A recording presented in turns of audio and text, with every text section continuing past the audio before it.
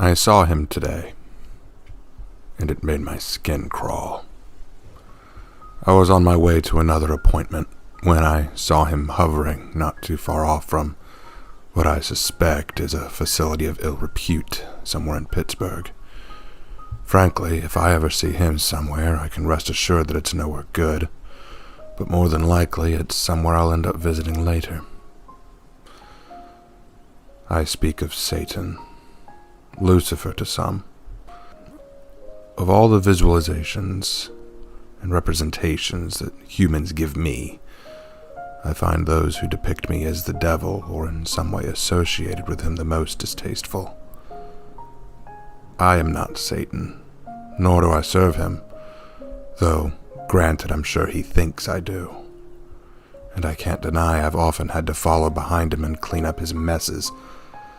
He is an arrogant, wretched creature, and one I have no pleasure in associating with. I'm sure to most of you humans the devil is a frightening and intimidating force, and I suppose I understand that sentiment. He is powerful, and he is a cunning snake. But if you saw him how I see him, how he really is, I think you'd almost laugh. Picture a small child who picked up a stick or a hammer and decided to strike his own father with it. Of course, it's no serious wound, but the father punishes the child for it anyway. He gives him a good spanking for his disrespect, and then sends him to the corner. The child, too foolish, arrogant, and self-centered, behaves as if he has done no wrong and begins to throw an outrageous temper tantrum, kicking, screaming, and breaking everything in his sight because he knows it will spite his father. It comes to the point that he doesn't care about the punishment anymore. He just wants to cause as much damage as he can.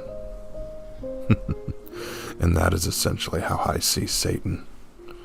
A petulant, haughty, and arrogant brat who is throwing a temper tantrum on a massive scale. Unfortunately, where his destruction goes, I'm often sure to be close behind. Which, I assume, has given rise to the belief that I am either him or at least in a close personal relationship with him. Be assured, I detest him, but I can't deny, I suppose, that we do end up working close by and regularly. Satan deals in lies and temptation.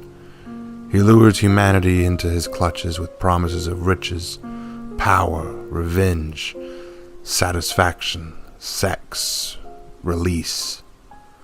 Humans fall for his lies all the time because humans have a natural inclination to him. There's no need to deny it. I do not judge.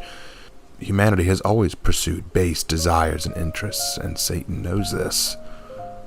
For some, it's small things, but there are times the handiwork of Satan leads men and women to perform actions reprehensible, which often brings me to the scene. If Satan is a child breaking his father's things in a massive temper tantrum, then I am the maid cleaning up after him. Yes, that's an apt analogy. And what's the phrase humans use? I don't get paid enough for this? I laugh, but it is a morbid thing. There was an occasion, thousands of years ago, where I was required to follow Satan's orders specifically. Granted, I certainly didn't want to, but I had little choice in the matter. Now remember, the Lord had invited all angels to heaven to present themselves, so of course I attended. And when I arrived, my Father was there, as was the entire heavenly host. And so was Satan. We were all surprised to see him there. He was not welcome. And yet the Lord allowed him to be there. I did not bother to ask why. I simply glared at him before kneeling to my God. The Lord and Satan spoke. It was about a human named Job. I'd yet to meet Job personally, but from the conversation, Job was a faithful man, a man of good standing and solid devotion, likely why I hadn't met him yet.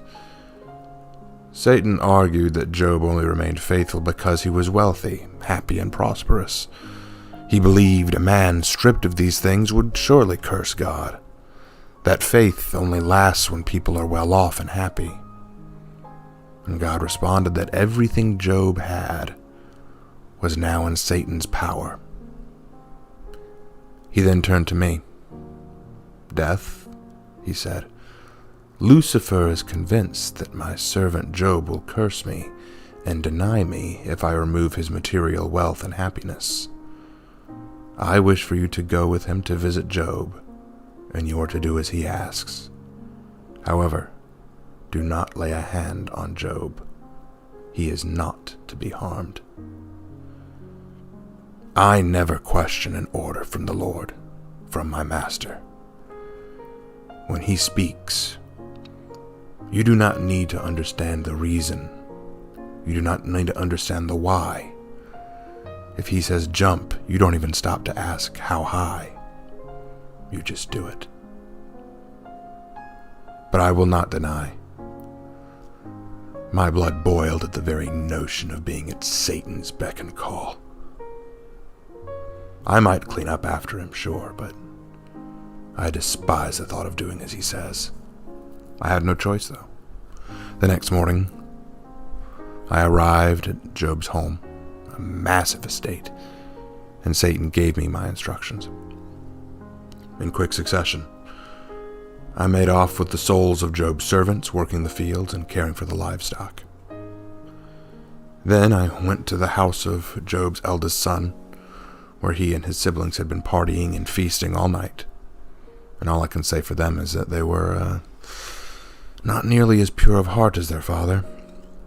I came to understand that every morning Job would make sacrifices for his children because he feared that they might have done something sinful or wicked or debase without him knowing it, and he wanted to make sacrifices to forgive them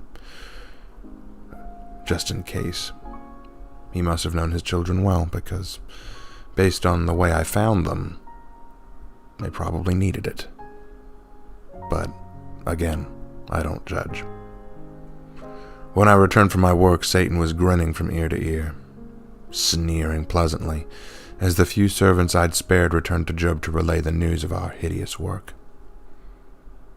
I watched as Job wept, tore his clothes to shreds, and then shaved the hair off of his own head.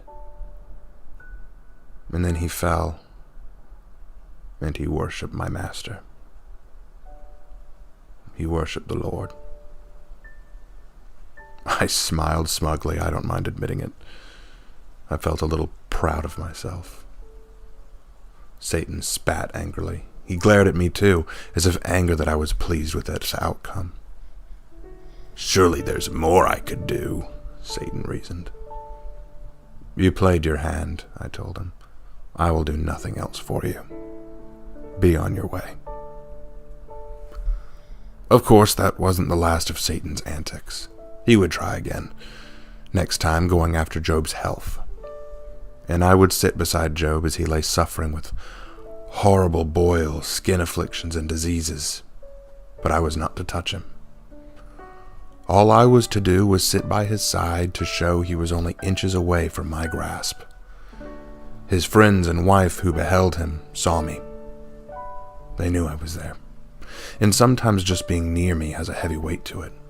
I don't always need to act, I can just be, and people will notice. For days I sat by his side listening to his lamentations and cries. I do not have time to go into them here, but I do believe they are written in a certain book, if you're interested. I'm pleased to say in the end that the Lord healed Job, returned what had been taken by Satan and myself tenfold, and I was free to remove myself from his life for a good long while.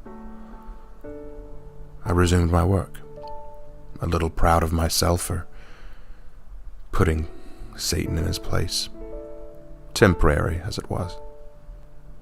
I do not seek to dwell on this topic any further. I only felt compelled to write about this, as seeing Satan again after some time brought back all these old memories, and if a diary has any purpose, it is to share in memories.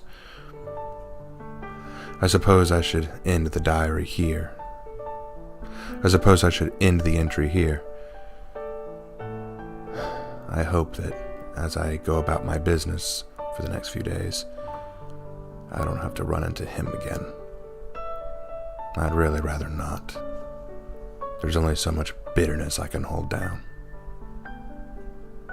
And I hope that you don't have the misfortune of running afoul of him and yourself. Take care. Sincerely, Death.